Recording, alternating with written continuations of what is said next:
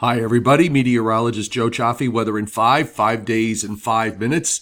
So we're going to get right to it here. We're going to be looking here at the advisories that are up for later today. The winter weather advisories that are posted for northeastern Pennsylvania, northwest New Jersey, and for the Hudson Valley, maybe mainly along Route 84 and north and northeastward from there. Most of those are going to come down, and you can see it here on this map. What will remain are winter weather advisories going further north on the New York side of the Massachusetts, Northwest Connecticut, Massachusetts, Vermont state line, and then on the eastern side of that in Western Mass, Northwest Connecticut, and on up into Vermont, New Hampshire, and Maine, and also a small portion of upstate New York that is north of Albany and north of I-90. Not really looking at a whole lot when it comes to snow and sleet and freezing rain here. As far as, we'll let the map load. As far as snow, sleet, and snow is concerned, really, we're talking minimal stuff here. A coating to at most an inch or two. You start to get into slightly higher amounts as you move up into New Hampshire and into Maine, of course.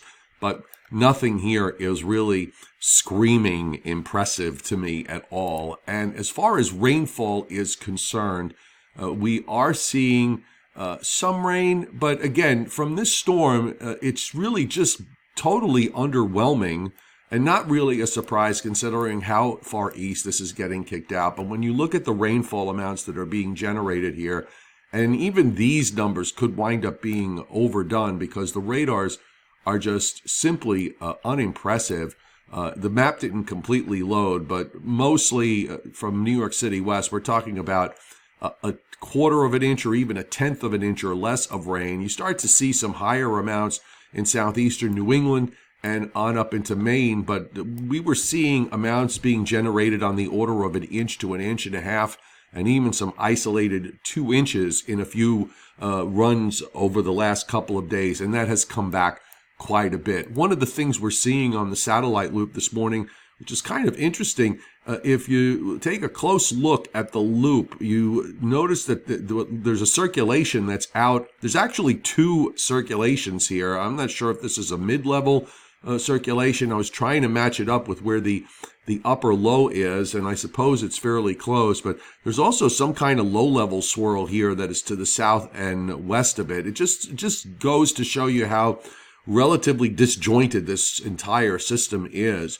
You're seeing the enhanced and higher cloud tops shooting up already into New England. In the meantime, you also can pick out this upper trough that is out to the west that is swinging eastward, and that is just basically the problem here is that you've got this upper trough here, and then you've got the system that is out to the east, and it's not really phased. This one is just pretty much kicking this out to the northeast like almost like you punt a football away. And as a result, you're not getting the second trough is not really impacting the strength of the lead system at all. If these were a little bit closer together, we probably would be dealing with a major storm being pinned back somewhere westward toward the Virginia-Delaware coastline, but it's just not happening. The 2 upper air systems are distinct and separate, and they're just moved. One is moving out to the northeast, your coastal low moving to the northeast, and this upper trough is swinging out to the east. Radars are really so incredibly underwhelming here. You got a little bit of rain coming into southeastern New England.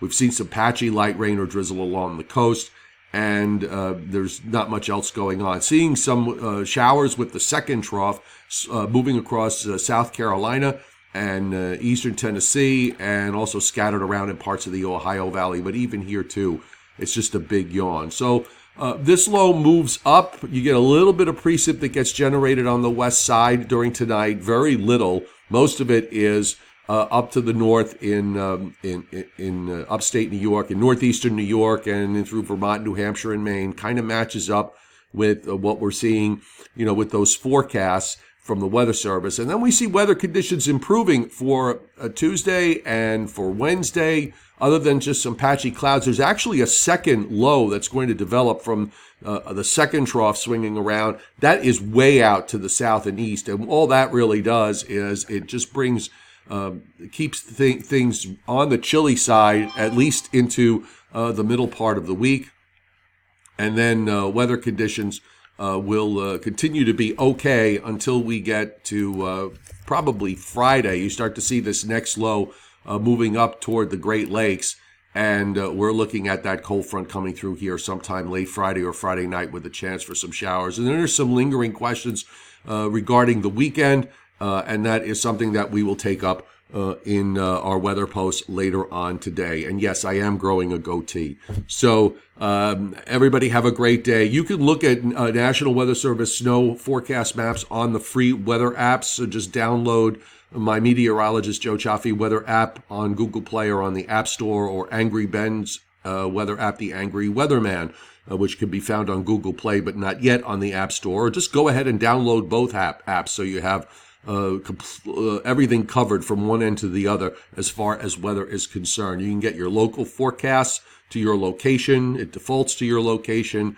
as well as I have a tab there for Long Island. For those of you on Long Island, there's some special posts that I do sometimes that are tailored just for Long Island. So be sure to download it. It's absolutely free. And for extensive weather coverage this winter, it's all going to be on my weather platform on Patreon.